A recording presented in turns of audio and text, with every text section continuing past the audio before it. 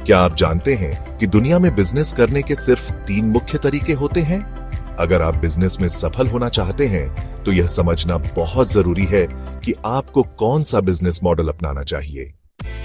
आज हम बात करेंगे रॉबर्ट कियोसाकी की किताब Rich Dad's Cash Flow Quadrant में बताए गए 3 प्रकार के बिजनेस सिस्टम के बारे में जो आपकी जिंदगी बदल सकते हैं।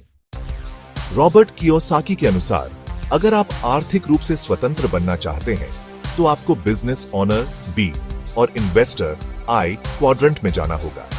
लेकिन सवाल यह है कि बिजनेस करने के कौन कौन से तरीके होते हैं।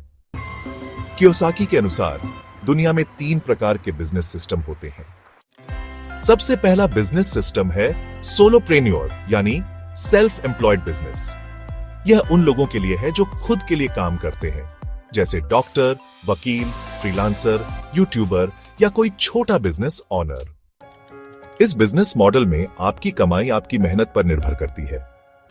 अगर आप काम नहीं करेंगे तो पैसा नहीं आएगा। इसका मतलब है कि यह एक बिजनेस सिस्टम जरूर है, लेकिन इसमें स्वतंत्रता कम होती है। अगर आप पैसे के लिए ही काम कर रहे हैं और बिजनेस बिना आपके नहीं चल सकता, तो आप अभी भी एक जॉब जैसी ही स्थिति में हैं। दूसरा बिजनेस सिस्टम है पारंपरिक बिजनेस। इसमें आप एक सिस्टम बनाते हैं और लोग आपके लिए काम करते हैं। उदाहरण के लिए, अगर आपके पास एक कपड़ों की फैक्ट्री, एक आईटी कंपनी या एक बड़ा स्टार्टअप है, तो आप एक बिजनेस ओनर हैं। इस बिजनेस मॉडल में आपका फोकस बिजनेस को ऑटोमेट करने पर होता है ताकि बिजनेस आपके बिना भी चले। इसके फायदे हैं, लेकिन ध्यान रखें, पारंपरिक बिजनेस में अधिक इन्वेस्टमेंट, मैनेजमेंट और रिस्क होता है। अगर सही तरीके से किया जाए तो यह आपको फाइनेंशियल फ्रीडम दे सकता है। तीसरा बिजनेस सिस्टम है फ्रेंचाइजी और नेटवर्क मार्केटिंग। इसमें आपको एक बना बनाया बिजनेस मॉडल मिलता है जिसमें आपको कुछ नया नहीं बनाना पड़ता। फ्रेंचाइजी बिजनेस मॉडल में आप एक सफल ब्रांड के तहत अपना बिजनेस चलाते हैं, जैसे कि मैकडॉनल्ड्स, KFC या सबवे।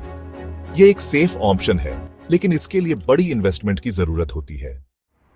दूसरी ओर, नेटवर्क मार्केटिंग एक बिजनेस मॉडल है जिसमें आप लोगों को अपने नेटवर्क में जोड़कर पैसा कमाते हैं। उदाहरण के लिए एमवे, हर्बलाइफ और टपरवेयर। हालांकि यह बिजनेस मॉडल हर किसी के लिए नहीं होता।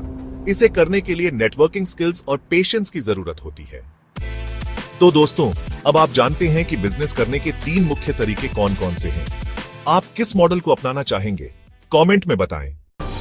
अगर यह वीडियो आपको पसंद आया तो इसे लाइक करें, अपने दोस्तों के साथ शेयर करें और चैनल को सब्सक्राइब करें ताकि आपको और भी बेहतरीन फाइनेंशियल एजुकेशन